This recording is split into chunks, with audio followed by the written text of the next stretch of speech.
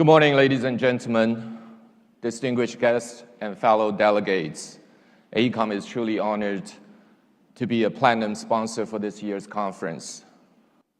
Okay, I have to congratulate the Hong Kong Green Building Council and the Construction Industry Council for securing the right to host this very important WSBE 2017. And also, it is really, really important that the conference is in Asia at this point in time, because when it comes to the built environment, when it comes to the built environment, the world needs Asia to get it right. Our world is reaching a critical inflection point where too many people and too little resources threaten our survival. Asia is the center of the most critical challenges of the 21st century. By 2050, the world's population will reach 9.7 billion, an increase of 60% from now.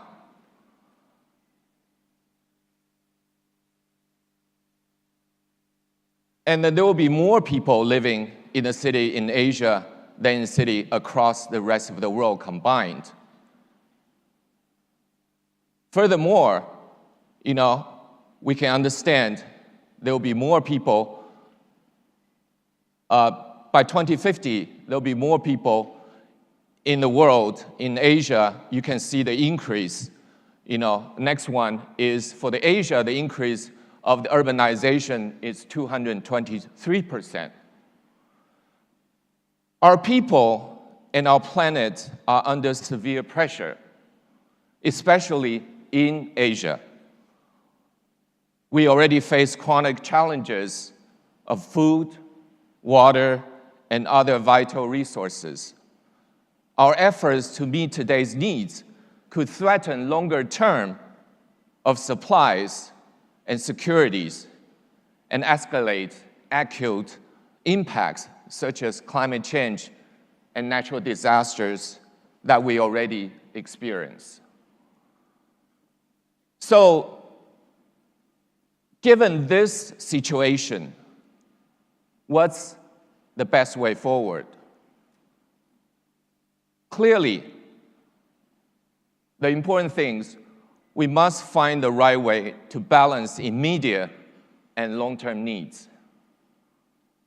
We have to redefine sustainability for our future and put ideas into action. In redefining sustainability, or as Christiana said, sustainability chapter 2, we have to go beyond green and green buildings to include dimensions such as resiliency, connectivity, productivity, and importantly, authenticity. We must anticipate and harmonize the future needs of our people and our planet. Let's start with the resiliencies. Asia has some of the most serious resource deficits per person. Going forward, how can we use less to provide more? 3 key areas. First is urban living. How can we provide self-sustaining housing to use less resources?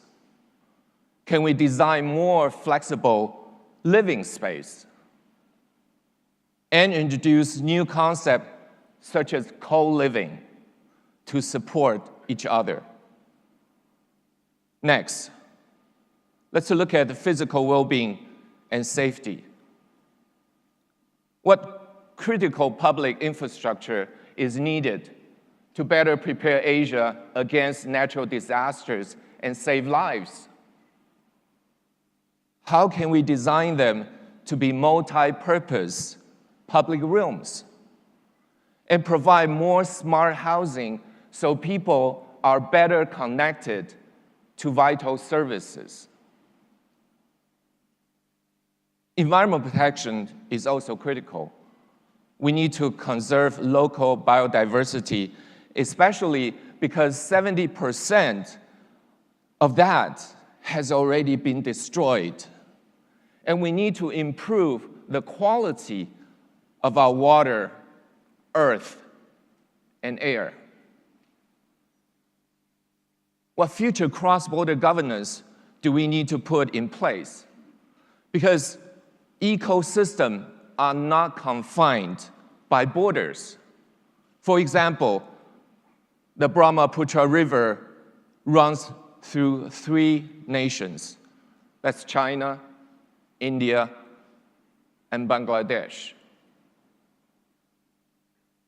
Sustainability is also about connectivity. More people in Asia have mobile phones than in the rest of the world. How can we convert this into integrated mobility that positively transform life and our planet? First, we have to look at the physical connectivity. How can we provide more integrated multimodal transportation system and build in flexibility to accommodate future forms of transportation and supplying energy to vehicles? How might we leverage digital connectivity to support more sustainable built environment? How might we give better access to public services and retail services and ensure ever more efficient logistics?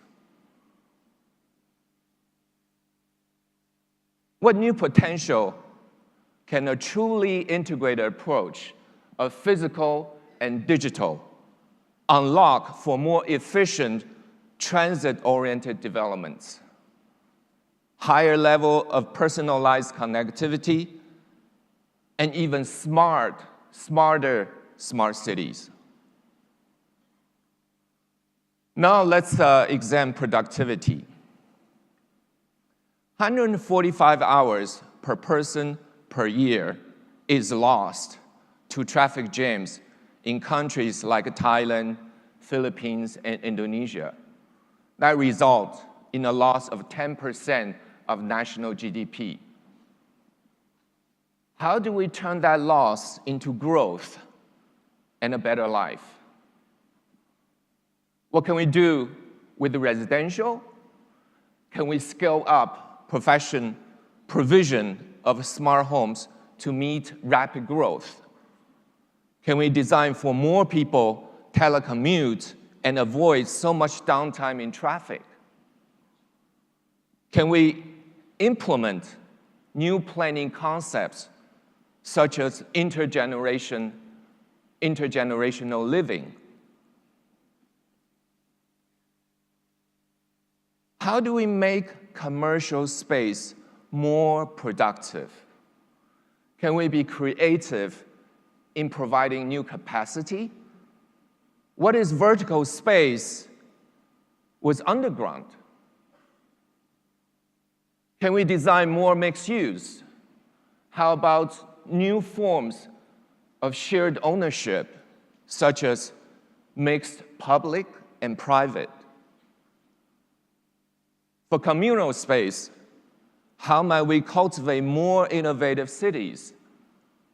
Can we improve food security by bringing farming into cities, or even more residential buildings with urban farming, as Christina mentioned earlier? Can we make communities more productive with new concepts like sharing cities? The fourth cornerstone is authenticity. Of the world's 100 largest shopping malls, 44 are in Asia. How do we preserve, create, and capitalize on a city's uniqueness while providing new capacity? There are three key elements to authenticity. The first is heritage. We need to preserve our heritage, revitalize it, and keep it relevant for our future generations. In the face of rapid urbanization, we must help cities keep their heritage. The same applies to the natural environment. Surveys have found that Asia has suffered the worst damage of its natural heritage. How can we conserve and restore biodiversities and help our citizens to reconnect to it? Finally, how do we cultivate creativity? Creativity is essential to a city's differentiation and future heritage. How do we ensure the built environment celebrates and nurtures diversity of our communities, cultures, and our talents, and connect them to give citizens a collective identity?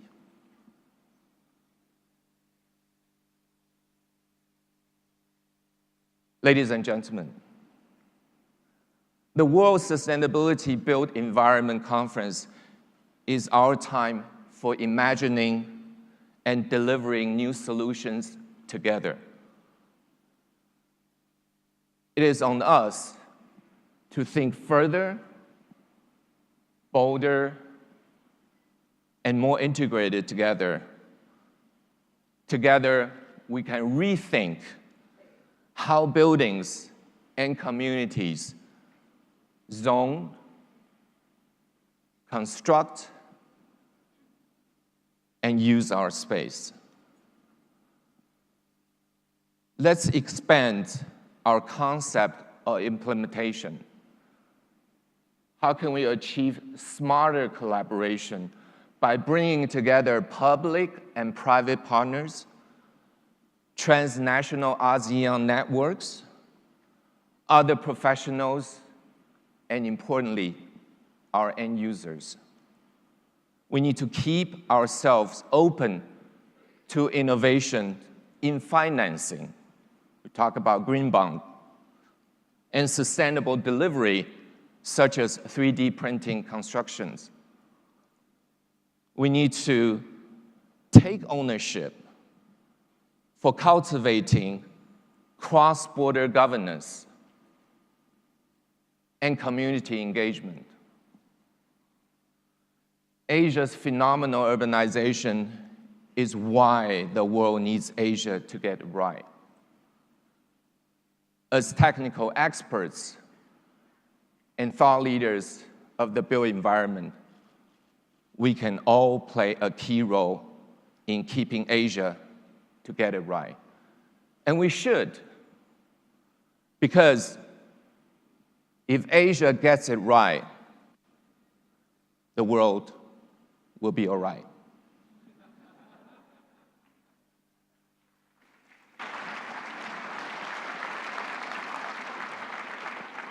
For our next meeting 3 years from now, we should challenge ourselves to ensure that by then, we are much further along the sustainable path, because a sense of urgency is required. In my organization, we remind ourselves each day to imagine the future. Imagine it delivered. My best wishes to everyone for a fruitful conference. Thank you.